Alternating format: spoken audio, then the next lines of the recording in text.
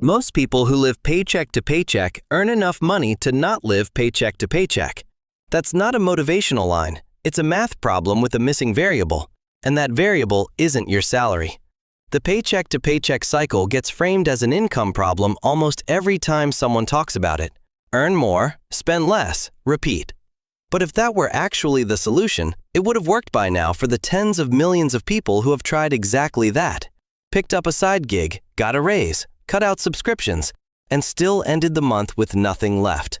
The problem isn't that they failed to follow the advice.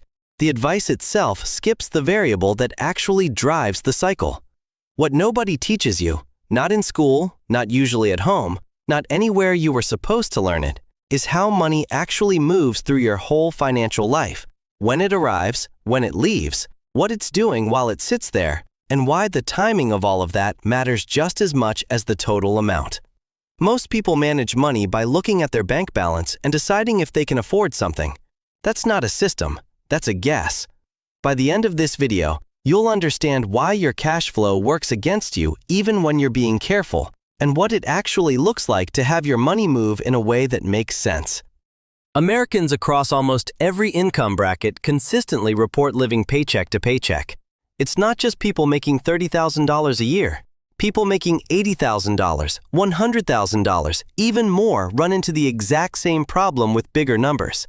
The lifestyle scales up, the anxiety stays exactly the same, and the bank account empties out at the same rate relative to what came in. If income were the real issue, you'd expect the problem to disappear as income goes up. It doesn't. It follows people. That tells you whatever is causing it isn't fixed by earning more. It's something structural. Something that exists in how money is being handled regardless of the amount. What most people do when they get paid is simple. The money lands in their account, they pay whatever's urgent, they spend on whatever they need or want throughout the month, and somewhere near the end, they notice the balance is getting thin and they slow down. That's the entire strategy for a huge percentage of people. And it's not because they're careless or irresponsible.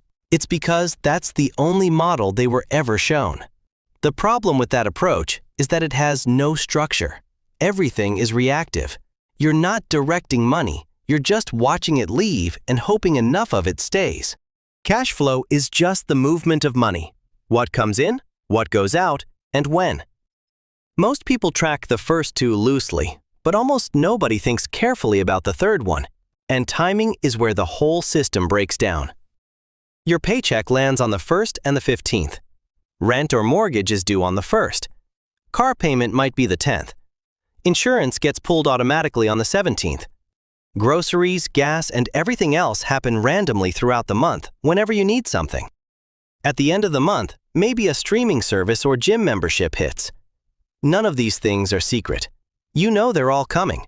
But when they all pull from the same unmanaged pool of money at different times, you lose track of what's actually available versus what just looks available. This is the core of the paycheck to paycheck trap for most people. Not that they spend too much, but that they don't account for the timing gap between when money arrives and when it's actually committed. Your account might show $1,400 on the 3rd of the month.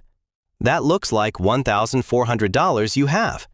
But if rent already cleared, your car payment is pending, and you've got $300 in automatic bills hitting later in the week, you actually have maybe $200 of real spending room. And nothing in your account is telling you that clearly. When you don't know what you actually have available at any given moment, you either spend too much early in the month and scramble at the end, or you spend too conservatively out of anxiety and still feel broke because you don't know what safe actually looks like. What breaks the cycle isn't a tighter budget necessarily. It's having a clear picture of your money's timeline. What's already spoken for, what's free, and when. The way people who manage money well actually think about it is closer to this. Every dollar that comes in gets assigned a role before it gets spent. Not rigidly or obsessively, just clearly enough that you're not making decisions based on a number that doesn't reflect reality. Your total bank balance is almost never the number that matters. What matters is how much of that balance is genuinely unspoken for. One practical way to get that clarity is to separate your money by function rather than keeping it all in one account and trying to remember what it's for. A lot of people who stop living paycheck to paycheck do something very simple. They have one account where fixed bills pull from: rent, utilities, subscriptions, loan payments, and a separate account for everyday spending. That way, when they look at their spending account, the number they see is actually what they have to work with. There's no mental math, no trying to remember what's pending, no guessing. The number is honest. This isn't a sophisticated financial strategy. It doesn't require special software or a financial advisor. It just requires acknowledging that your brain isn't designed to track 12 different pending transactions while also trying to decide if you can afford to go out to dinner. Giving yourself a clear number removes the mental weight that's causing the mistakes. There's another layer to this that compounds the problem: irregular expenses. These are the costs that don't show up every month but hit hard when they do. Car registration, holiday gifts, a medical copay, a flight for a wedding, a broken appliance. Everyone knows these things happen, but almost no one budgets for them in advance, which means when they arrive, they feel like emergencies, even though they're completely predictable if you look at the whole year. If you spend roughly $1,200 a year on irregular costs, which is a conservative estimate for most people, that's $100 a month that you're not setting aside but should be. That $100 is silently creating the gap between what you think you have and what you actually have. When the $400 car repair shows up, it hits you like an unexpected expense, but it wasn't really unexpected. It was just unplanned.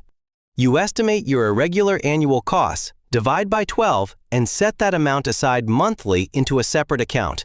Some people call it a sinking fund, so that when the expense arrives, the money is already there. You're not borrowing from next month's paycheck. You're just pulling from what you already set aside. The expense stops feeling like a crisis because it was never actually a crisis. The reason people don't implement any of this, even when they understand it, is usually one of two things.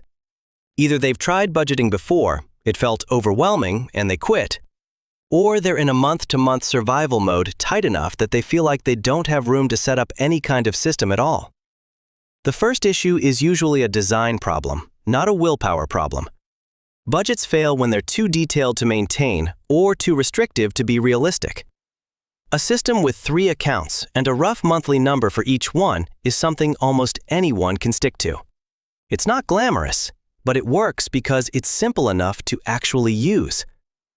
The second issue is harder, but even there, the starting point isn't to overhaul everything at once. It's to get clarity on where your money actually goes for 1 month.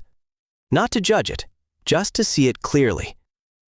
Most people who do this find at least 1 or 2 places where money is leaving without much value attached to it. Not because they're being reckless, but because they never looked at it clearly enough to make a deliberate choice. Seeing it clearly is what makes the choice available. Living paycheck to paycheck is almost never about not earning enough.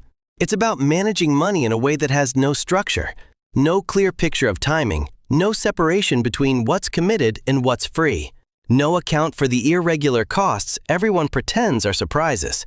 The people who get out of the cycle don't usually get a big raise first. They start seeing their money clearly, and that clarity is what changes the behavior. If this framing was useful to you, the video on why your 20s are the decade that decides your financial life builds directly on this. It's worth watching next.